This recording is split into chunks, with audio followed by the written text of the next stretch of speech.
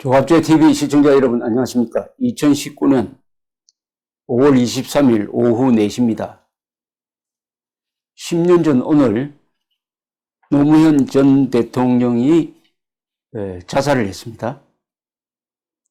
당시 언론은 자살이라고 보도를 하다가 사망이라고 하다가 하루 뒤부터는 그이가 서거라고 이렇게 표현을 했습니다. 당시에 이 표현 문제를 가지고 글을 썼던 분이 계십니다. 이장춘 대사입니다. 이장춘 대사는 싱가포르, 비엔나, 그러니까 오스트리아죠. 오스트리아 그리고 필리핀 대사를 역임하시고 아주 지금까지도 왕성한 이 문필 활동을 하고 계십니다. 특히 트윗을 통해서 매일 이 현안 문제를 다루는 분인데 이분의 트윗에 오늘 10년 전에 썼던 글을 다시 올려놓았고 그것을 제가 다시 한번 읽어보았습니다. 10년 전에 쓴 글이 10년 후에 어떤 의미를 갖느냐, 이렇게 세월이 흘러가고 시대 상황이 바뀌었는데도 10년 전에 썼던 글이 생명을 가질 수 있느냐, 그런 것을 관찰하는 것은 저와 같은 직업적 문필가라고 그러냐, 직업적 기자의 하나의 흥미 포인트입니다. 제가 여러분들에게 한번 읽어드리겠습니다. 이 글은 매우 잘 쓴 글입니다. 왜 잘 썼는지는 여러분들이 판단해 보시기 바라면서 제가 읽어드리겠습니다. 제목은 전 대통령 노무현의 죽음이었습니다. 부제는 비범한 사생활이 들어간 유서. 그러나 언론의 서거라는 표현은 만인이 법 앞에 평등해야 할 민주주의에 대한 모독이 아닐 수 없다. 지금부터 읽겠습니다.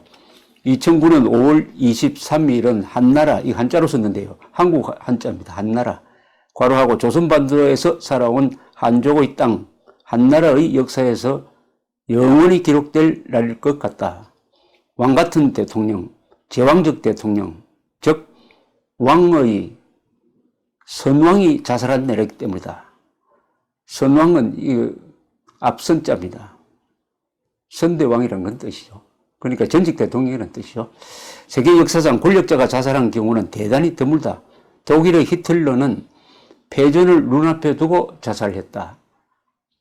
그건 8천만 명의 희생자를 낸 인류 역사의 최대 비극이었던 세계 2차 세계대전이 끝날 무렵이었다. 한국 사람들은 오늘 전 대통령 노무현의 죽음을 슬퍼한다. 그의 치정을 신랄하게 비판했던 필자도 사자의 죽음을 중심으로 애도하며 명복을 빈다. 그는 죽으면서 대인다운 면을 유서로 남겼다. 삶과 죽음이 모두 자연의 한 조각 아니겠는가? 과연 비범한 사생관이다.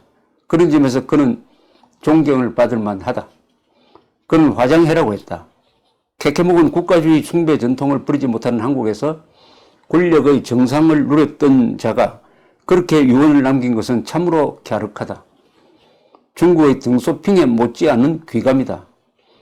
집 가까운 곳에 아주 작은 비석 하나만 남기라. 오래된 생각이다는 그 유언과 더불어 볼 때 그가 가족장을 원한 것은 분명하다. 과연 그의 평민다운 면모이었고 한국의 어린 민주주의가 무럭무럭 자랄 수 있는 가능성을 보여주었다. 그가 마지막으로 남긴 말을 무시하지 말아야 그가 천당으로 간다. 한국의 언론은 그의 죽음을 거의 일제히 서거라고 일컫는다.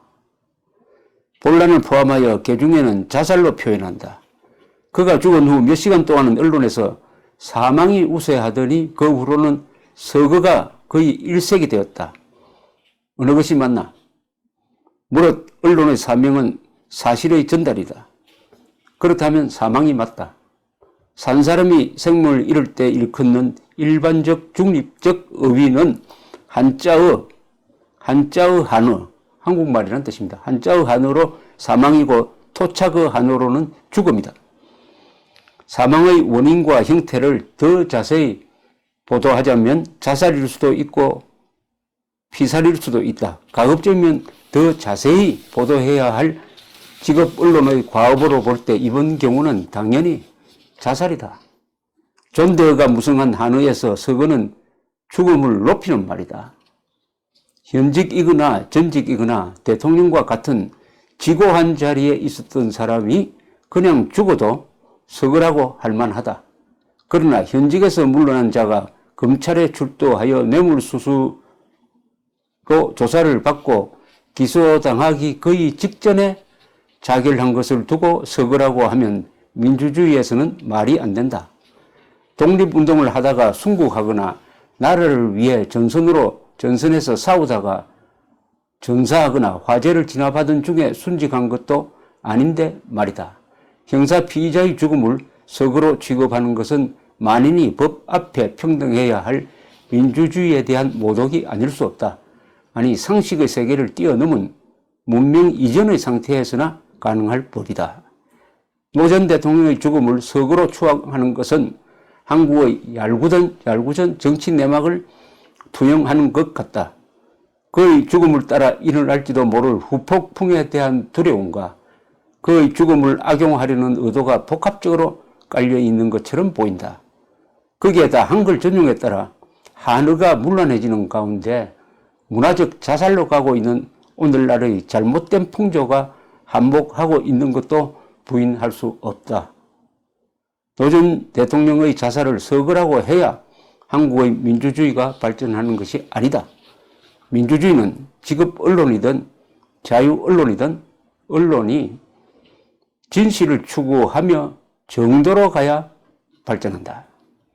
언론이 언어를 왜곡하고 거짓을 조장하면 민주주의가 발전할 수 없다. 권력을 쥔 자는 왜곡의 유혹을 뿌리치기 어렵다. 수사권과 기소권을 독점하고 있는 한국의 검찰이 잠재적 국가 폭력의 화신으로 남아있는 것은 세상이 다 안다. 그들이 성령과 천사들의 집단이 아닌 이상 왜곡의 충동을 물리치지 못한다. 그들에 의한 진실의 왜곡을 감시해야 할 언론이 진실로 정도로 가지 않으면 한나라에서, 한국이라는 뜻입니다. 한나라에서 거짓을 추방하지 못한다. 지금은 사자의 유언을 헛되지 않게 해야 할 때이고 한국의 어린 민주주의가 발전하는 데 유익한 기회로 활용해야 할 때이다. 어떻게 받아들여셨는지 요 글은 조갑제닷컴에 실려 있으니까 한번 다시 읽어보실 분은 조갑제닷컴을 찾아주시기 바랍니다. 여기에서 이장춘 대사가 높게 평가한 비범한 사생관이 들어간 유서라고 한 내용은 노무현 전 대통령이 남긴 짤막한 글입니다. 그것을 끝으로 읽어드리겠습니다. 너무 많은 사람들에게 신세를 졌다. 나로 말미암아 여러 사람이 받은 고통이 너무 크다. 앞으로 받을 고통도 헤아릴 수가 없다. 여생도 남에게 짐이 될 일밖에 없다. 건강이 좋지 않아서 아무것도 할 수가 없다. 책을 읽을 수도 글을 쓸 수도 없다. 너무 슬퍼하지 마라. 삶과 죽음이 모두 자연의 한 조각 아니겠는가. 미안해하지 마라. 누구도 원망하지 마라. 운명이다. 화장해라. 그리고 집 가까운 곳에 아주 작은 비석 하나만 남겨라. 오래된 생각이다. 감사합니다.